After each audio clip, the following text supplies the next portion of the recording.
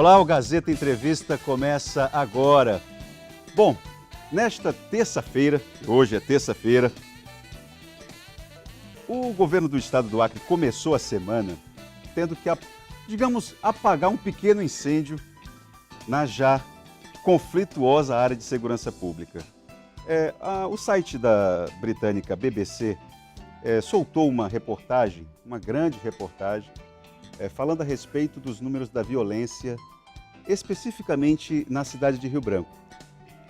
Para detalhar um pouco a respeito do que foi discutido na reportagem e também detalhar outros aspectos, eu diria, dramáticos da nossa segurança pública, eu tenho aqui a pessoa responsável pela pasta, o secretário Emilson Farias. Prazer recebê-lo aqui. Secretário, por que nós não conseguimos diminuir os indicadores de criminalidade no Acre, especificamente Rio Branco, que é o que está, digamos assim, na crista da onda? Primeiro, boa tarde, e agradeço, sempre um prazer poder vir aqui falar sobre segurança. E sempre que a gente tem a oportunidade de falar e que a gente é consultado para falar de segurança pública, a gente dá lá a nossa versão, que eu acho que é assim que manda o bom jornalismo. Ouve-se os dois lados para que a gente possa fazer um juízo de valor. Então, nessa reportagem, eu li depois atentamente, e aí eu queria responder objetivamente a tua pergunta. São muitos fatores que fazem com que o Brasil inteiro esteja manchado de sangue. A nossa fronteira, isso eu já não preciso mais falar tanto, porque é uma irresponsabilidade completa o que a gente tem aqui com os nossos dois países vizinhos. Esse é um problema grave. Mas o que a reportagem mostra é que Rio Branco é a capital mais violenta do país, é isso? O que a reportagem deixa de mostrar é que primeiro, é um dado de 2016. Ele compara 2016 com 2015, não é isso? 2016 com 2015. Ali não é colocado os dados de 2015 e 2016 das outras cidades. Nós temos locais para o interior do Nordeste, por exemplo, que os números são muito maiores. Por exemplo, se você olhar Rio Grande do Norte, os números de mortes são efetivamente maior do que é a capital do Acre. Se a gente olhar proporcionalmente a situação da capital do Ceará, é muito maior do que o estado do Acre. Ali não foi feita uma análise comparativa com todos os estados, como tinha que ter sido feito. Ela comparou Rio Branco com Rio Branco mesmo. Um dado chama a atenção.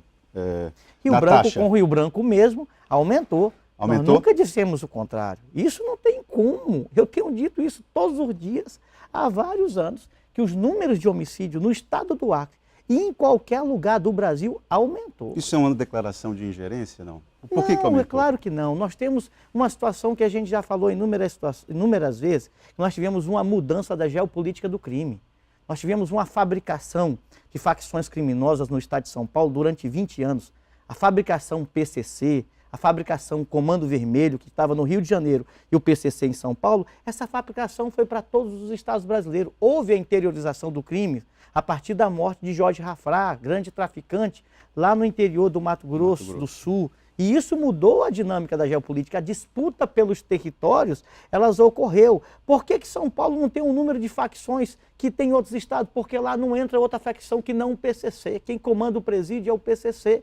E o PCC é unânime ali dentro. Qualquer um que entrar, o PCC dá a própria sentença e determina quem morre e quem fica vivo, num juízo de exceção. Mas, secretário, a impressão que fica é de que, no caso do Acre especificamente, há algumas facções, e aqui digo, por exemplo, a facção Bonde dos 13, é uma facção que parte para a execução de crime em cima de bicicleta. Em cima de bicicleta, então, em cima de como é que a polícia... Isso que fica difícil, assim, como é que, diante de um grupo absolutamente amador, se é que eu posso dizer isso, mas de muita ousadia, como é que a polícia não dá conta disso? Isso aqui é uma dificuldade das pessoas entenderem. Então eu preciso esclarecer isso muito bem. Olha, uma organização criminosa que não tem um comando único e um comando central, uma organização criminosa que não visa lucro, que usa a violência pela violência, uma organização criminosa que tem na cabeça de adolescentes e pessoas que estão iniciando uma idade de maturidade, que pensa que vai executar e vai lá e executa, é muito difícil a antecipação dessas situações. Vou te dar um dado concreto. Dos 40 homicídios que nós temos hoje, no mês de janeiro de 2018, no estado do Acre, 40 homicídios. 26 são de execuções. 26 são de execuções. 4 são de confronto policial. E 10 são os homicídios, aqueles que a gente tinha a possibilidade, talvez, de antecipar. Quer dizer que dos 40, 10 vocês poderiam ter intervido de alguma forma. Agora, eu, de livre e espontânea vontade, entendo que devo executar o meu rival. Exemplo, um vídeo aqui que viralizou aqui nas redes sociais. Um vídeo de uma pessoa, covardemente, uma mulher, covardemente, tendo seu pescoço executado, tirado para fora do corpo. Uma cena de barbaridade, uma cena que chocou todo mundo. Aquela mulher, ela era, e é isso, a gente tem que falar a verdade, aquela mulher, ela filmava outras execuções de grupo rival. As 5 pessoas que praticaram aquele delito já estão identificadas. 2 menores já apreendidas. Os 3 maiores devem ser presos nas próximas horas, que nós já temos a ordem judicial, já estão identificadas. O mentor disso já passou inúmeras vezes pelo sistema prisional. Tem alguma coisa muito errada. O menor que praticou aquilo ali, ele certamente daqui a pouco vai completar os 18 anos e vai voltar a delinquir. A pessoa ali não mostra desprezo total pela vida humana. Desprezo total pela vida humana. Então, a gente precisa discutir isso mesmo. Eu acho bom quando a gente discute. Agora, um outro detalhe a respeito dessa cena que o senhor descreveu, é essa tendência que nós temos ao assistir um vídeo de tamanha barbárie, de executar, né? Assim, a ideia, a tendência das pessoas que assistem aquela cena é de dizer o seguinte: esses aí não tem mais jeito, só matando. Bom, como é que um secretário de segurança pode contra-argumentar, dizer que não é bem assim? Ou o secretário de segurança apoia esse tipo de leitura? É claro que não. Nós somos garantidores de direito. Nós não podemos admitir e nem fomentar esse tipo de coisa. Isso aí é voltar no processo civilizatório para a Idade da Pedra. Isso aí eu tenho certeza que o Brasil, um dia, na hora que ele avançar, que quando ele enxerga 62 mil mortes no ano, vai avançar e vai ter vergonha dessa página negra da história do Brasil. Olha o que nós estamos vendo agora no Ceará, 16 mortes numa noite. Hoje, agora segunda-feira, mais 10 mortes no Ceará. Isso é de envergonhar. E voltando àquela pergunta, que eu acho que eu deixei um espaço sem complementar, quando aquela pessoa delibera objetivamente e diz: eu vou lá e eu vou executar. Aonde ele estiver, eu vou executar. Nós temos sim aí uma certa dificuldade para poder fazer essa intervenção, para poder fazer a antecipação para situações como essa. Nós estamos construindo daqui a pouco um arranjo com o Ministério Público para criar uma situação específica entre delegados e promotores, para que a gente atue especificamente nesse tipo de delito. E voltando para a sua última pergunta, a gente precisa sim avançar e discutir alguns temas que são importantes. Eu tenho colocado sempre que a gente não deve transferir responsabilidade, mas a gente precisa sim fazer uma discussão madura. Eu não defendo execução de ninguém, mas eu defendo, em algumas situações muito flagrantes, que a gente possa fazer uma reflexão e apontar 30 anos de prisão. Qual a dificuldade disso? A dificuldade é o Congresso Nacional. Nós precisamos parar, o Congresso precisa parar. Precisa parar. Mas boa parte que está lá tinha que estar presa também, secretário, não é assim? Mas eu acho que a gente tem que fazer essa reflexão. Nós, povo brasileiro, temos que pressionar isso. Nós vamos discutir com a bancada criana. Nós vamos discutir. Nós estamos propondo algumas situações. Eu acho, e vamos discutir daqui a pouco com o Judiciário, com o Ministério Público, eu acho que a gente tem que dar um basta daqui a pouco para situações de visita íntima e algumas situações específicas. Talvez. Vamos verificar. O Estado tem essa liberdade, essa possibilidade? Dentro daquilo que é legal, a gente pode estar conversando com a lei de execução penal. É óbvio que a gente, em situações específicas de alguém que vai lá e coloca a cabeça daquela forma que a gente viu, uma barbárie completa. Será que uma pessoa dessa não tem que ficar 2 anos, por exemplo, no isolamento? Será que uma pessoa dessa não tem que ficar 2 anos, por exemplo, aí numa situação de um regime diferenciado, no RDD? Eu acho que tem. Então são essas discussões que a gente tem que fazer. A gente precisa superar a sensação de impunidade. E essa mudança, você não encontra amparo legal para ele? Nós não temos. Nós vamos ter que discutir aqui no nosso ambiente, como nós temos um ambiente muito bom com o Judiciário, com o Ministério Público, nós vamos ter que fazer essas discussões. E essas discussões eu tenho certeza que as instituições do Estado elas estão prontas para fazer. Mas o Brasil precisa fazer. Nós entendemos que é necessário. Não tem como a gente imaginar que um presídio federal tem lá algumas situações específicas e os presídios estaduais têm outras situações completamente diferentes. Você está falando, ó, são duas situações, digamos assim, dois varadouros de raciocínio que o governo do Acre estabelece. Uma em relação ao governo federal, que não dá o amparo necessário para a segurança na área de fronteira. Isso é um nicho de argumento. O outro é relacionado à questão da legislação, que precisa avançar. Especificamente em relação a esse varadouro aqui, da questão da legislação federal, os parlamentares do Acre, por exemplo, os parlamentares federais, com quais o senhor tem mais dialogado? Porque, ao que eu me lembro, o senhor já esteve aqui sentado, já falou, por exemplo, da atuação do deputado Alan Rick, que foi um dos poucos que agora faz parte da oposição que dialoga com a segurança pública. Qual a participação da bancada em relação a esse tema? Olha, que a gente precisa melhorar. Precisa melhorar muito. Precisa melhorar muito. A gente precisa colocar esse tema no centro do debate. E não está. Não está. Não está. Esse é um tema que parece que a gente vai colocando para o lado. E o senhor tem provocado a gente vai deixando... Olha, o governo do Estado tem trazido isso aí para cima da mesa. Não, levou para o palanque, né? O palanque. Está colocando em cima da mesa e está discutindo. Está escancarando. A gente, às vezes, coloca num canto e vai colocando para debaixo da mesa e vai escondendo. Isso aí, olha, isso é sujo, isso não é higiênico. Isso é uma parcela da sociedade que tem que ser escondida. Presídio tem que ser escondido. Isso aqui a gente não tem que discutir. O que nós estamos dizendo é o contrário. A gente precisa debater, a gente precisa discutir. Por isso que veio 22 governadores aqui para fazer essa discussão. Então nós não estamos fugindo do tema da segurança. Olha, eu não deixei de tirar o pé da rua em nenhum momento, então. Eu sou ameaçado todos os dias. Todos os dias eu sou ameaçado. Todos os dias minha família é ameaçada. Eu deixo de ir numa pizzaria, eu deixo de ir numa festa de um baile carnavalesco. Isso faz parte da Faz parte, é natural. O que eu estou querendo dizer é que a gente não pode politizar isso. A gente vê alguns discursos que são discursos fáceis para esse momento, que é um momento político. Eu nunca falei isso, porque isso é da natureza do cargo. Mas a gente vê algumas pessoas levando isso para o palanque. E isso a gente tem que discutir com todos os deputados. Por isso que eu falei do deputado Alan Rick. É da oposição, não tem nenhum problema. É um tema suprapartidário. Se for da oposição, se for da situação, todos têm que ajudar, porque é o interesse coletivo que está em jogo. É as nossas ruas que têm sido manchadas de sangue. E é isso que a gente quer.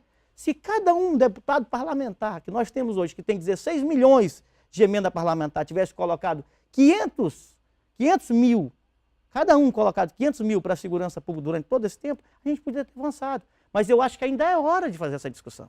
Acho que ainda é um momento. Acho que a gente ainda pode avançar e avançar muito. Eu queria que alguns que dizem aí, dão soluções mágicas e fáceis, pelo menos tivesse debatido lá. Eu não estou nem falando de mudança da legislação, não, porque poderia ter feito no tempo que ficou lá. Poderia ter feito e alocado uma emenda para comprar uma bicicleta, mas poderia pelo menos ter subido lá e puxado o debate nacional, um debate maduro, equilibrado, um debate que tem que ser feito nesse país. A Secretaria de Segurança Pública, além do PROERD, qual é o outro programa que se relaciona, que dialoga com a educação? Olha, tem algum outro, não? Temos. Deveria ter muito mais, nós né? Nós temos. Tem que ter muito, mas muito mais. Não estou dizendo que nós temos... Olha, eu quero registrar uma situação que eu sempre digo, olha, nós temos muito que avançar, mas muito que melhorar.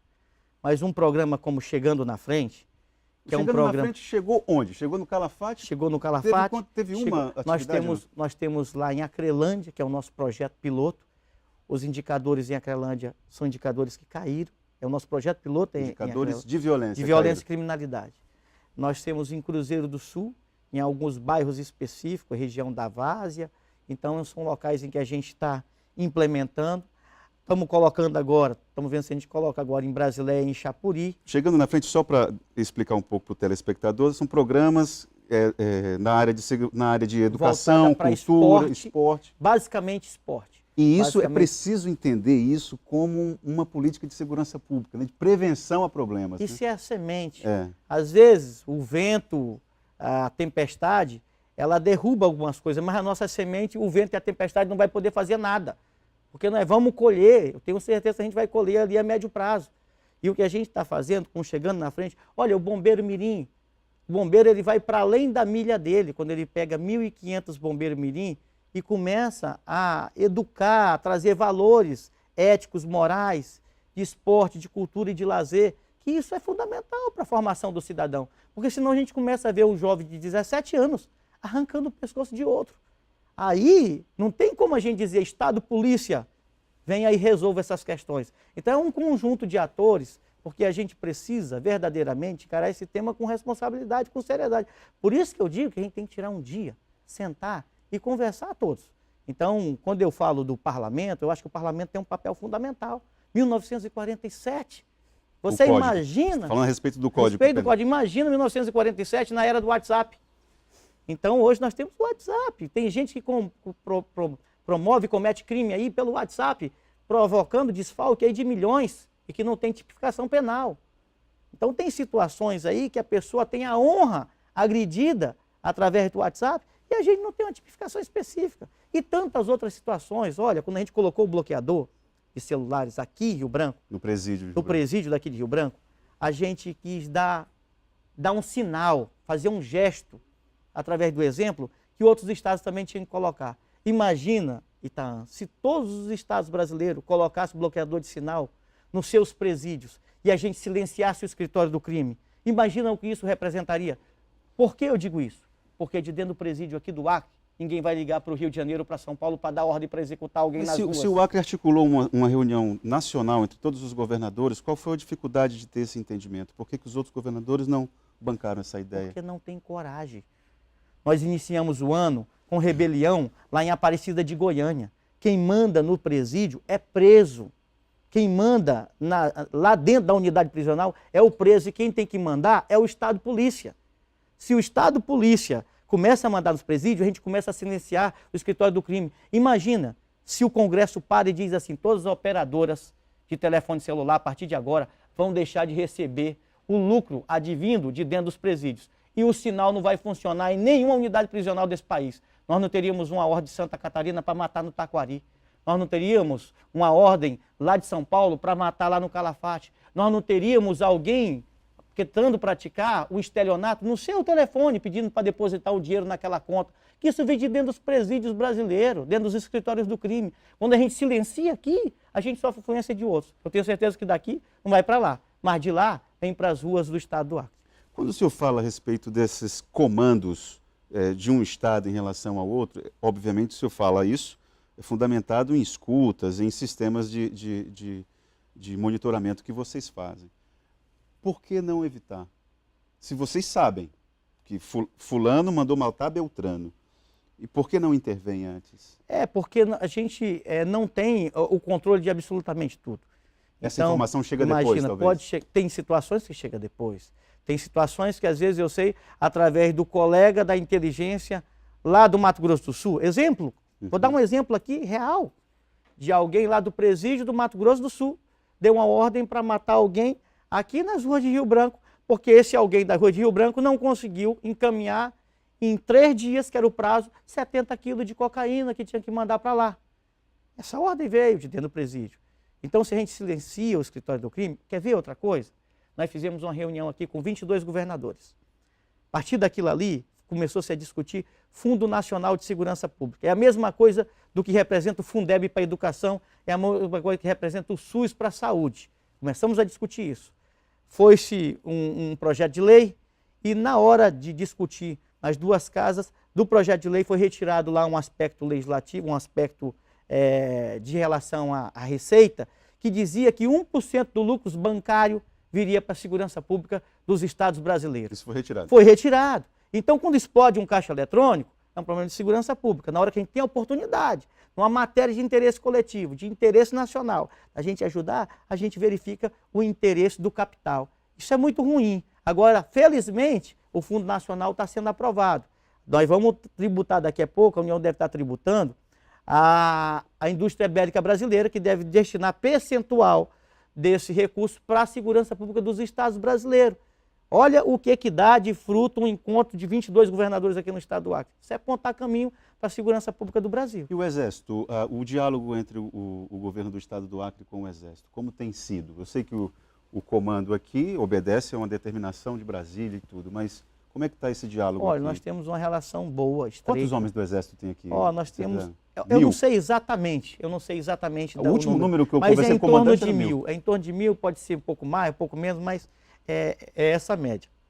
O Exército, ele tem uma limitação que é... Orçamentária também. Orçamentária, sim, orçamentário. O Exército precisava de muito mais, nos ajuda muito na medida da possibilidade, mas tem uma questão até esquizofrênica, porque o Ministério da Justiça entende que nós temos... o Ministério da Defesa entende que todo o estado do Acre está em área de fronteira, portanto o Exército podia patrulhar até 150 quilômetros da fronteira. Então o estado do Acre, isso é o Ministério da Defesa que entende assim. O Ministério da Justiça entende o contrário. Não, o próprio governo como é que não pode isso? Então é uma coisa maluca. O que eu trago de recurso da União para quem está na fronteira, não posso trazer para Rio Branco porque não está em faixa de fronteira, segundo o entendimento do Ministério da Justiça. Então essas coisas são coisas simples que às vezes, entendendo e compreendendo e tendo vontade política, porque numa situação dessa é vontade. Sim, é uma decisão. É uma decisão política. Tendo isso, já melhora e melhora muito a segurança pública no Brasil. Bom, então, um outro aspecto aqui eu já preciso encerrar, porque o nosso tempo já está esgotando. O Acre passou a produzir maconha também? Olha, tem locais no estado do Acre há muito tempo. Maconha? Olha, eu não sei, mas pelo menos há uns 14 anos eu participei de uma operação que chamou Operação Abacaba. A Operação Abacaba, eu caminhei 4 horas para ir e depois 4 horas para voltar numa área. E numa área que a gente foi lá, foi uma área que a gente foi para destruir o plantio de maconha. Então a gente foi num local específico destruir o plantio de maconha. E é outra situação também, porque aqui na região do Chandles, por exemplo, lá na Bolívia, recentemente, há 2 meses, foi autorizado uma certa quantidade de terra a fazer o plantio de maconha. Então são os paradoxos do lado boliviano, são os paradoxos e as contradições que nós temos que ter numa área como essa, que é sensível. Segurança. Por isso, Ita, que eu não acredito em magia, mágico, nem no circo existe mais, está em extinção. E não tem como, e nem fórmula mágica para resolver a questão da segurança, como alguns, com muito proselitismo, vem dizendo aí.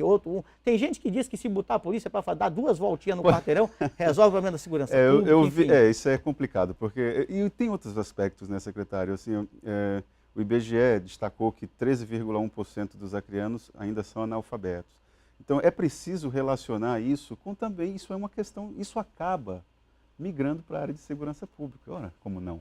Eu tenho pessoas analfabetas, pessoas sem emprego, pessoas com pouco dinheiro circulando, as coisas... O Brasil hoje tem 15 milhões de desempregados. Pois é. 15 milhões de desempregados, estamos caminhando na contramão da história. Então, isso acaba descambando para a área de segurança. Não tem como imaginarmos que um Brasil, que é um país que anda na contramão, num aspecto econômico, do restante do mundo, dos BRICS, por exemplo, não adianta a gente imaginar que isso não tem reflexo na segurança pública. Agora, chame o Estado Polícia, bom, o Estado Polícia tem que fazer a sua parte. Repito, somos o 2º Estado que mais prende no Brasil. Só isso não resolve. Perfeito. Obrigado pela sua participação aqui no Gazeta Entrevista. Eu que agradeço. Gazeta Entrevista volta em instantes.